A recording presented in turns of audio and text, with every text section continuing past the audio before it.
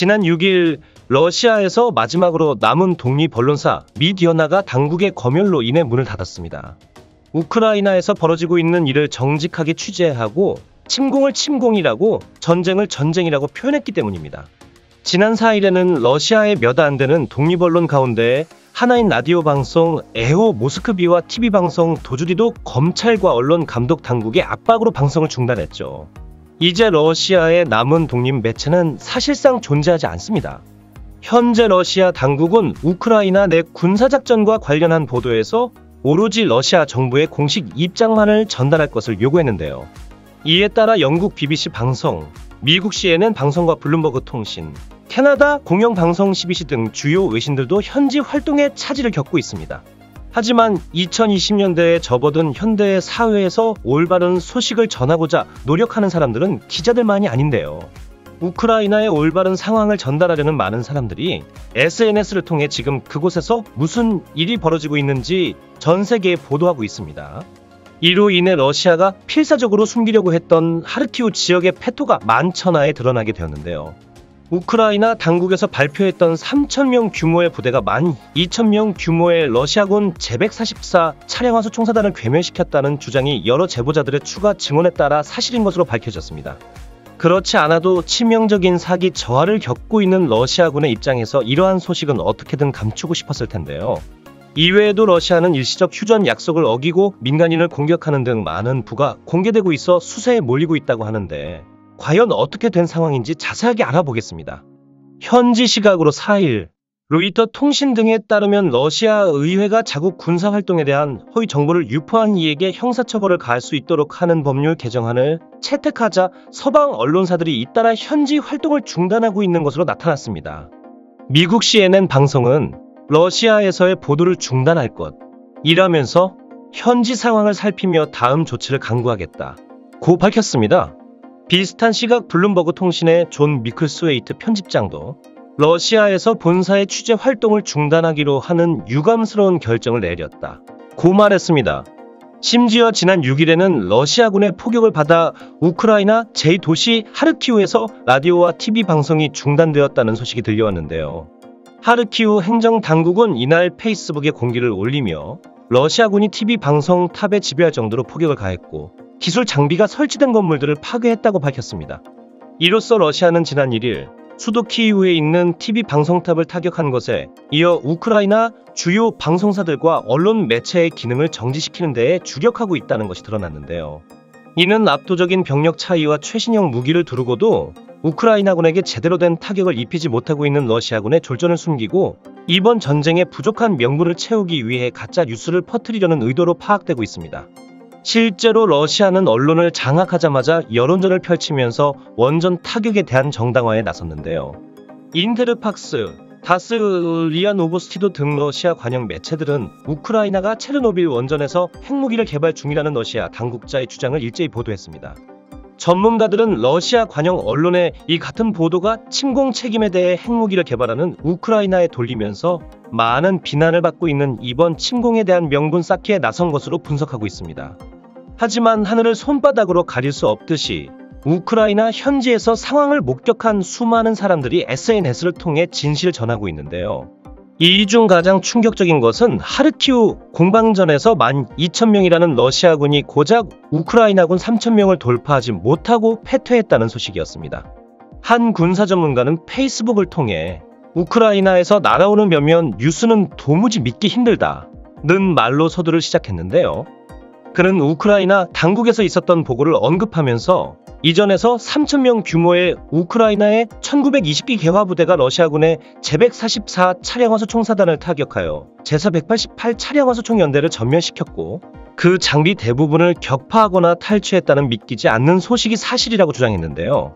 여기에 따르면 처음에는 우크라이나군이 하르키우 인근에서 반격을 시도하는 중이라는 루머가 프로파간다의 일종이라고 생각했지만 그것이 진실이라는 영상 자료가 충분히 쌓였다고 전했습니다. 이 소동 중에 제200 차량화기동소 총병회단까지 괴멸 판정을 받았는데요. 이 말이 사실이라면 러시아는 당초 집계된 인명피해의 숫자보다 몇 배가 넘어가는 피해를 입은 것으로 파악되고 있습니다. 많은 전문가들은 병력의 숫자와 무기의 성능 등 어느 면에서도 우크라이나가 압도적으로 불리하건만 계속해서 정반대의 결과가 나오고 있다며 이번 전쟁으로 상식이 허물어지고 있다. 고 입을 모아 말하고 있는 상황인데요. 하르키우 주지사 올레 시네후보프는 공식 SNS를 통해 며칠 안에 우크라이나군이 러시아 국경선까지 진격할 계획이라고 밝혀 사실상 하르키우 전선은 러시아군의 패배로 끝난 것으로 보입니다. 이번 하르키우의 승전부는 러시아군의 입장에서 치명적일 수밖에 없는데요.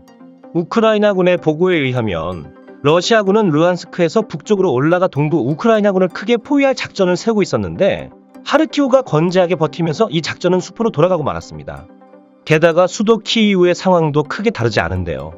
수도 키이우를 향하던 64km의 행군이 아직까지도 움직임을 보이지 않고 있어 많은 의문점을 만들어내고 있었죠.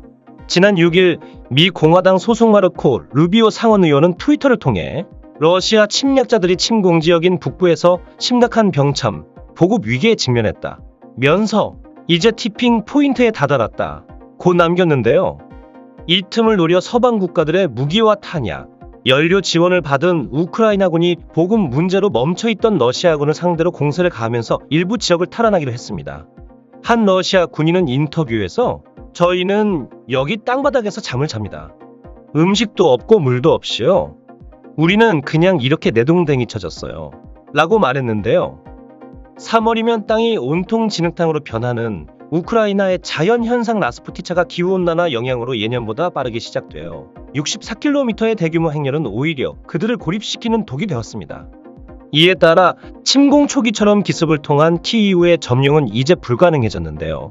러시아로서 골지 아파진 것은 수도 점령을 하려면 키이우를 직접 기계 화부대로 포위한 뒤시가전을 할 수밖에 없다는 것입니다.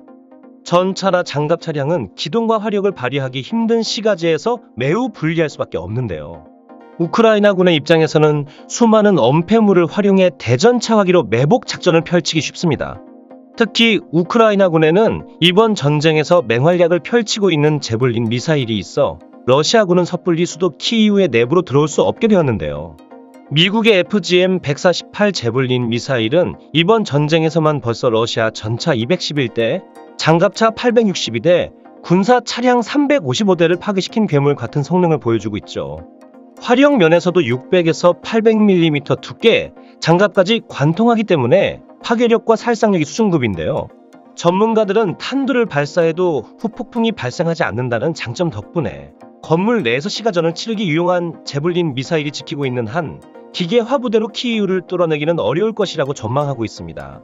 한편 미국 정치 전문 일간지 폴리티코에서는 이 전쟁이 당장 어느 순간에라도 전 유럽을 전쟁에 빠져들게 할 수 있다 고 주장했는데요.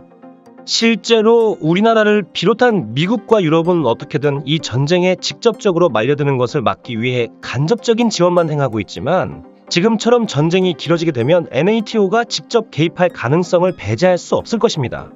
만약 다른 국가가 이 전쟁에 직접적으로 개입하게 된다면 전쟁 지역은 순식간에 확산되어 전 세계로 무대가 넓어질 가능성을 가지고 있는데요. 이에 따라 대한민국에서도 혹시 모를 비상사태를 위해 자주 국방에 힘써야 한다는 목소리가 높아지고 있는 실정입니다. 우리나라의 방산기술은 K9 자주포를 시작으로 K 흑표전차와 천공 대공 미사일을 전 세계에 수출하며 어마어마한 발전 속도를 스스로 증명했는데요. 현재 제블린 미사일이나 스팅어 미사일이 활약함에 따라 국산 대전차 미사일 현궁에 관심이 쏠리고 있습니다. 현궁은 이스라엘의 스파이크 대전차 미사일을 참고해 개발된 것으로 알려져 있는데요. 2020년에는 대한민국 국방부에서 국방TV를 통해 미국의 제블린과 현궁을 비교 분석하기도 했죠. 여기에 따르면 현궁은 제블린 미사일보다 더 뛰어난 장갑 관통력을 보유하고 있는 것으로 나타났습니다. 현국 미사일은 텐덤 탄두를 채용하고 있어 반응 장갑을 파괴하고 수장갑을 관통할 수 있는 기능을 보유하고 있는데요. 다시 말해 탄두 안에 또 하나의 탄두가 숨어 있어 적전차의 구멍을 뚫은 뒤 내부까지 침투할 수 있는 무시무시한 관통력을 지녔다는 것입니다. 심지어 현국 미사일은 뛰어난 파괴력에도 불구하고 제블린 미사일보다 훨씬 경제적인 가격을 지니고 있는 것으로 알려져 있죠. 게다가 전방위 타격만 가능했던 기존의 무기와 달리 전차의 상면을 타격할 수 있기 때문에 현국 미사일은 더욱 큰 피해를 입힐 수 있는데요. 이러한 이유로 전문가들은 평영 지형이 대다수인 우크라이나와 달리 한반도의 지형에서는 현궁이 제블린보다 나은 활약을 펼칠 수 있을 것으로 분석하고 있습니다. 이번 전쟁에서 제블린이 러시아의 주력 전차를 잡아내며 가성비 면에서 뛰어나다는 평가를 듣고 있는 것을 생각하면 대한민국의 현국 미사일이 실전에서 발휘할 능력은 상상을 초월할 것으로 예상되는데요. 언제든 갑작스럽게 번질 수 있는 전쟁에 대비해 노력하는 대한민국을 응원하면서 전쟁으로 고통받는 사람들이 없는 세상이 오기를 바라겠습니다.